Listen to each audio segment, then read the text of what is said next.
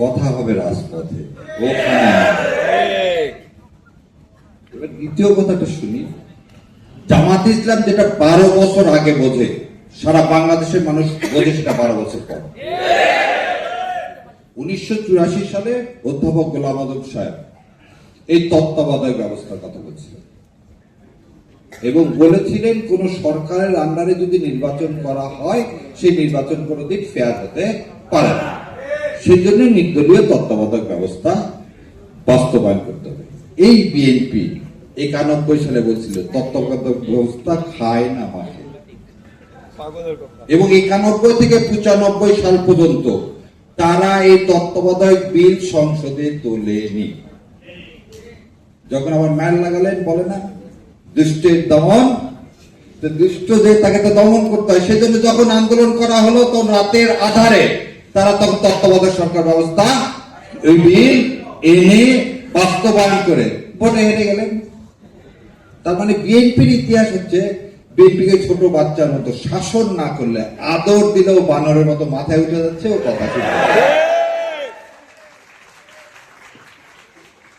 একটা অনুষ্ঠানে দেখলাম আমার ভাই শিশির মনির এবং আমার আর এক ব্যারিস্টার ভাই, তারা স্বরাষ্ট্রমন্ত্রী ও আইনমন্ত্রীকে প্রশ্ন করছে যে চলেন সংসদে যে কোনো জায়গায় ডিবেট করেন।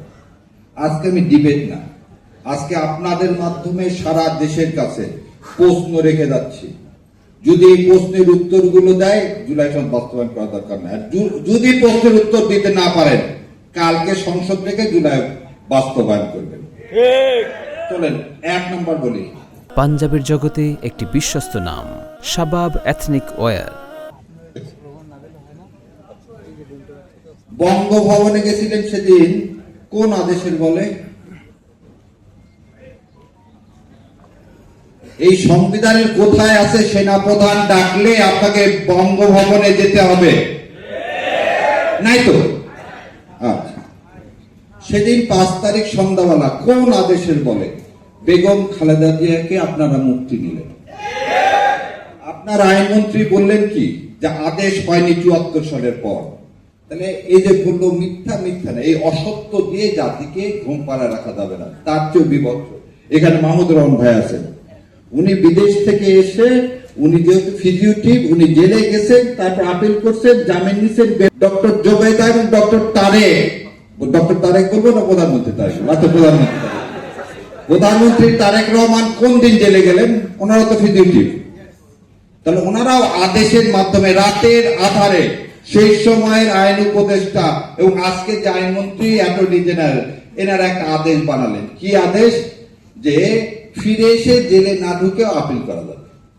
ও, তাহলে নিজের বেলায় বৈধ, অন্যের বেলায় সেটা অবৈধ। তাহলে বলেন এই আদেশটা আপনি কি 74 সালে দিছিলেন না 2024 সালে দিলেন? এবার আসেন, আপনি অ্যাটর্নি জেনারেল অ্যাপয়েন্টমেন্ট হলেন 7 তারিখ, ওই দিন তো কোনো সরকার নেই।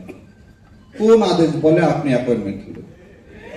এই সংবিধানে আছে প্রধানমন্ত্রী এবং চিফ জাস্টিস ছাড়া আর কোনো কিছুই রাষ্ট্রপতি করতে পারবে না। 2 জনকে নিয়োগ দিতে হবে, প্রধানমন্ত্রী এবং প্রধান বিচারপতিকে।